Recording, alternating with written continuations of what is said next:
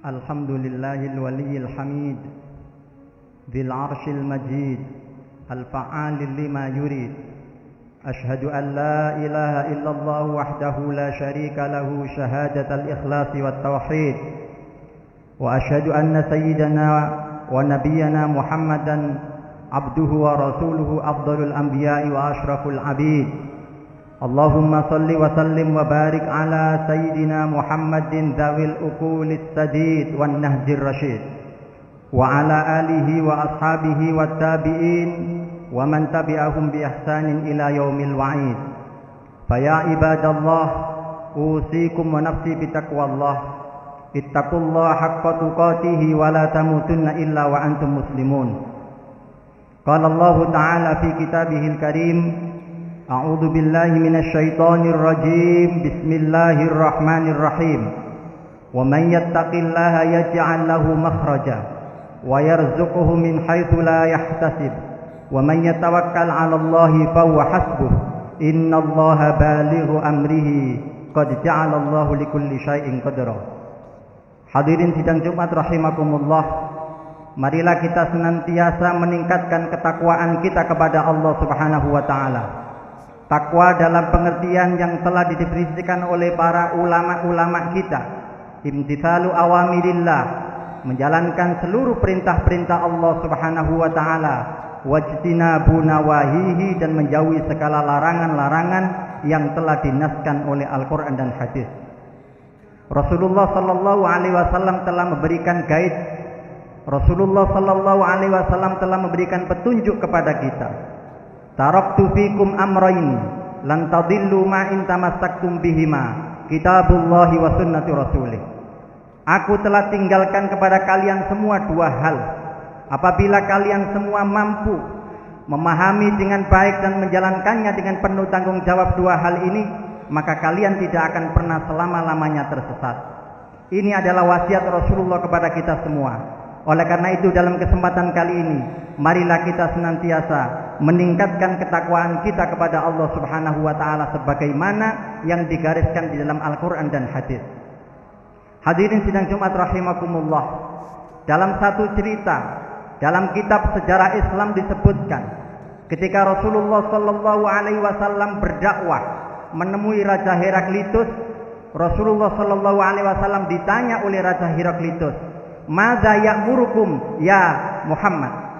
Wahai Muhammad, apa yang diperintahkan oleh Tuhanmu kepada kamu sehingga kamu jauh-jauh dari kota Mekah untuk menemui saya dan mengajak agar saya tunduk kepada ajaran kamu? Rasulullah pun menjawab, qala Nabi, Rasulullah menjawab, "U'budullaha wa la tusyriku bihi syai'a."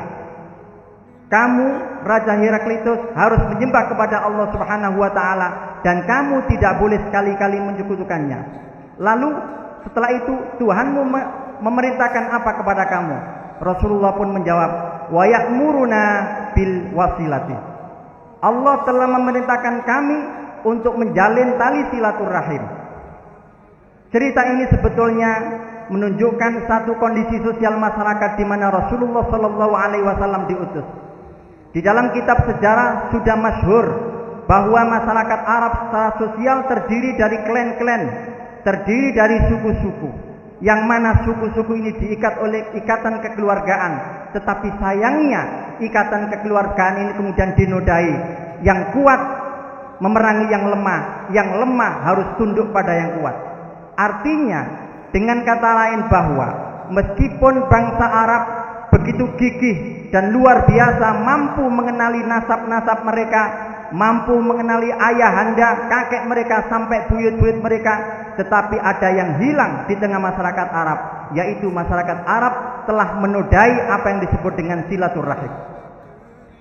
Karena rasa kuat, karena memandang yang lain lemah, meskipun sama-sama berangkat dari satu keturunan, mereka harus merelakan yang dinamakan dengan silaturahim. Ikatan kekeluargaan itu kemudian dinodai, silaturahim pun diabaikan, sehingga yang terjadi adalah yang kuat memakan yang lemah harus tunduk pada cengkraman yang kuat. Oleh karena itu Rasulullah sallallahu alaihi wasallam pernah bersabda, "A'rifu ansabakum." kenalilah nasab-nasab kalian semua, tasilu arhamakum, karena dengan mengenali keturunan-keturunan kita, dengan mengenali siapa kerabat kita, maka kita akan bisa merajut kembali tali yang putus, tali silaturahim yang putus itu bisa kita bangun kembali. Fa innahu laqariba lirahimin, maka sesungguhnya tiada artinya kita punya saudara banyak, kita punya tetangga terdekat, tetapi meskipun dekat tidak ada artinya sama sekali idza qata'at, manakala tali silaturahim itu terputus. Kalau misalnya kita punya tetangga dekat, sedekat bahkan sedekat kita, tetapi tetangga itu tidak ada artinya. Kalaupun kita memiliki saudara dekat, kedekatan itu tidak ada artinya jika tali silaturahim itu diputus. Wala bu'dala, tetapi sebaliknya, jarak yang memisahkan antara kita dengan saudara kita, yang satu di Malang misalnya, atau yang satu di Banyuwangi, meskipun jarak itu jauh, itu tidak ada artinya rasa jauh itu idza tasalat, manakala tali silaturahim itu bisa kita jalin. Ini artinya bahwa Rasulullah Shallallahu Alaihi Wasallam, wasiat pertama kali yang dinyatakan adalah betapa tali silaturahim ini menjadi begitu penting untuk merajut, untuk membangun satu tatanan masyarakat. Kita sering mungkin mendapati konflik, kita sering mungkin mendapati hanya karena perbedaan pemahaman kita harus menyalahkan satu sama lain, apalagi antar saudara kita, apalagi kita dengan yang lain itu memiliki tali persaudaraan dengan kita, lebih-lebih dengan tetangga kita. Sama sekali itu tidak dibenarkan oleh agama. Oleh karena itu, konsep Rasulullah Sallallahu Alaihi Wasallam sejak awal, sejak Al-Quran, sejak Islam diturunkan ke hadapan masyarakat jahiliyah, yang pertama kali dikenalkan adalah bagaimana kemudian ikatan-ikatan sesama, baik itu karena kekeluargaan, baik itu karena keturunan, atau baik karena ikatan antara tetangga dekat kita, maka itu harus kita bangun.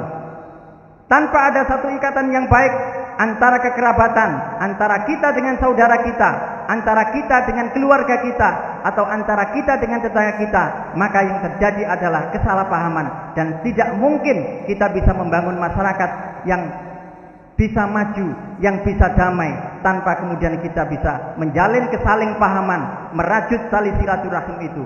Jadi hadirin sidang Jumat rahimakumullah, tali silaturahim merupakan satu dasar yang sangat mendasar bagi kita untuk selalu kita pahami dan untuk selalu kita terapkan untuk membangun masyarakat dan bahkan berbangsa dan bernegara yang baldatun thayyibatun wa rabbun ghafur.